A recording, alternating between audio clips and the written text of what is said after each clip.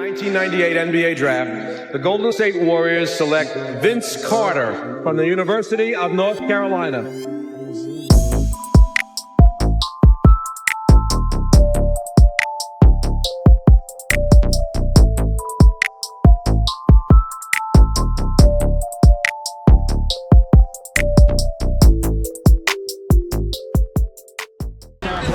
New Jersey tomorrow, Toronto at home on Friday. Desmond Mason with authority. And that's what he's known for.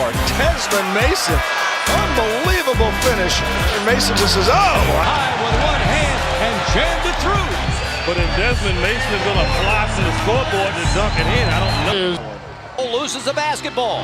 Ahead to Crawford. Running with Smooth. Right down the lane. He posterizes Nahara.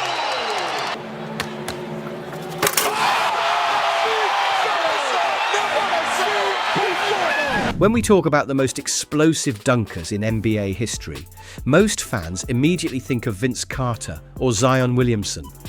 But there was a time, a golden era, when the early 2000s featured dunkers so violent, so creative, and so fearless that defenses didn't just get scored on, they got abused. These were the guys who didn't just finish at the rim, they thundered through it, pasted defenders, and dropped posters that shouldn't have been possible. Today, we're diving deep into the era of ferocious finishes, miraculous height, and pure dunk celebration chaos.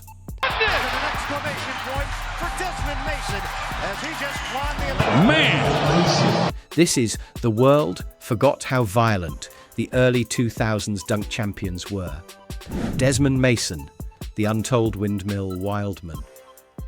Long before social media highlight reels were a thing, Desmond Mason was terrorizing opponents with athletic thunder. And a miss right there by Duncan in this fourth quarter. San Antonio jammed by Desmond Mason, 4 of 17. Todd Harris, Kevin Harlan saying so long.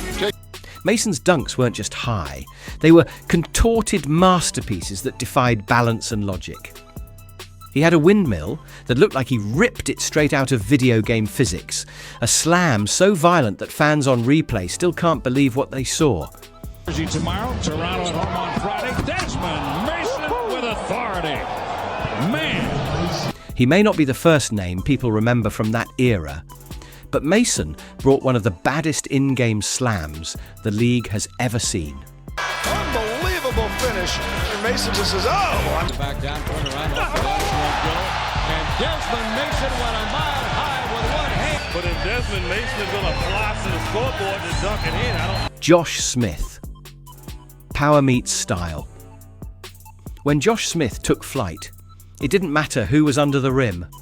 They were posterized.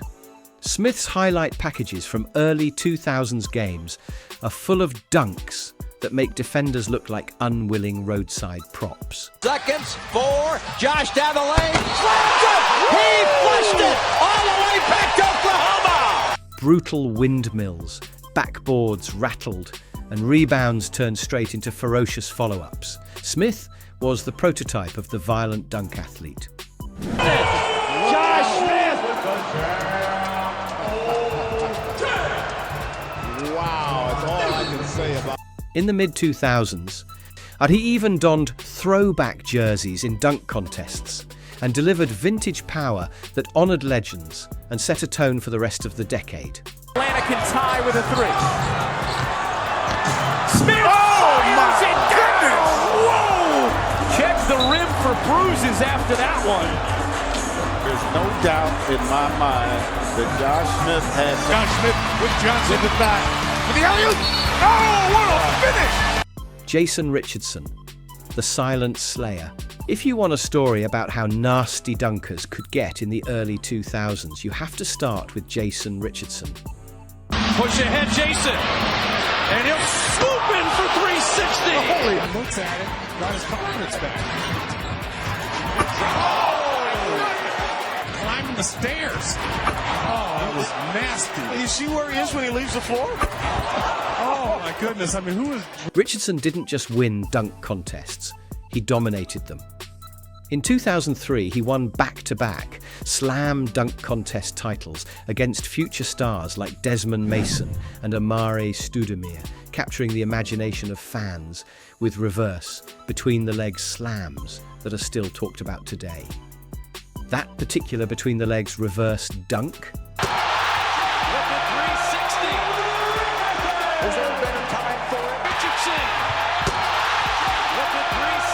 it's the kind of highlight everyone remembers, a mix of strength, timing, and pure creative madness.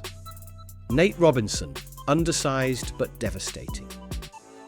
If there was a poster labelled athletic violence from this era, see, Nate Robinson would be on it. It's Andrew Johnson rather than Mark Blunt to defend the physical. Look at who just slammed that one home, the 5'9" rocket ship named Nate Robinson. And then some. Despite standing just 5 feet 9 inches, Nate used his insane vertical and fearless mentality to throw giants off their feet and dunk over them like they weren't even there. That's a frustration dunk. Right through the heart. He became the first NBA player to win the slam dunk contest 3 times. A testament not just to flair, but to how unstoppable his explosive hops were. Robinson's dunks weren't just crowd pleasers, they were statement explosions, reminding fans that the most violent finishes don't always come from size. Gerald Green, the cupcake destruction specialist. The early 2000s weren't just raw power, they were also creative violence. Tony Allen throws it up, Gerald finishes it off. Gerald Green, another early era dunk legend, brought a style that combined flair with bone-crunching finishes. Everyone remembers his cupcake dunk, where he blew out the candle on a cupcake perched on the rim before slamming it home.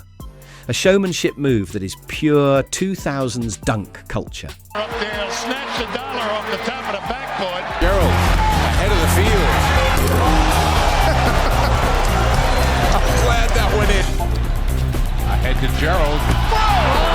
Green wasn't just slamming, he was entertaining while obliterating the rim. That's dunk violence that sticks with you. Rebound. Nice outlet. On the run. 2-on-1. Green the finish. Wow, the alley-oop. Oh, make that a normal catch and finish. He caught it, brought it down, wound up, and threw it down. In-game posters that didn't need a dunk contest. The early 2000s weren't just about contests. In-game dunks were everywhere. Players like Josh Smith, Desmond Mason, and even guys like Jason Richardson and Gerald Green were throwing down finishes that made defenders seem like they were standing still. Windmill slams in traffic, two-handers overhelped defenders, one-handers off lob feeds that left entire arenas speechless. That wasn't just freestyle highlight footage, that was real-time domination. Would Vince Carter's legacy as the benchmark? While the early 2000s had tons of nasty dunkers, no conversation begins without recognizing Vince Carter's influence. VC's legendary windmill alley-oop from the 2000 Olympics, often called the dunk of death, set the tone for the decade and inspired the next generation of dunk beasts. Even after the dunk contest resumed in 2000, the shadow of Carter's soaring athleticism hung over every high-flying performance. The culture of the era elevated the violence. What made the early 2000s so special wasn't just the dunks themselves, and it was the culture around them. This was a time when NBA dunk contests were wired with creative bravado, bringing in players like Richardson, Josh Smith, Robinson and Gerald Green to push boundaries and outdo each other. These weren't isolated highlights, they were moments that defined how the league talked about athleticism and finishability. Why we forget, and why we shouldn't. Modern NBA highlights are filled with splashes, threes, and analytics-driven sequences. But sometimes it feels like we've forgotten the pure, brutal athleticism that defined the early 2000s. These dunkers didn't just score points. They made defenders regret standing under the rim. They inspired future legends. They turned contest after contest into iconic highlight reels, and they did it with a swagger that's often missing today. So, what was the nastiest dunk from that era? Was it Jason Richardson's reverse between the legs? Nate Robinson's flight over giants? Gerald Green's cupcake carnage? Or Desmond Mason's unheard of windmill chaos? Drop your favourite moment in the comments, and if you love throwbacks, legendary dunks, and the gritty highlights that made the NBA unforgettable. Make sure to like, subscribe, and hit the bell for more historic breakdowns and wild basketball content, because some eras are too wild to forget. And these dunk champions were the most violent we've ever seen.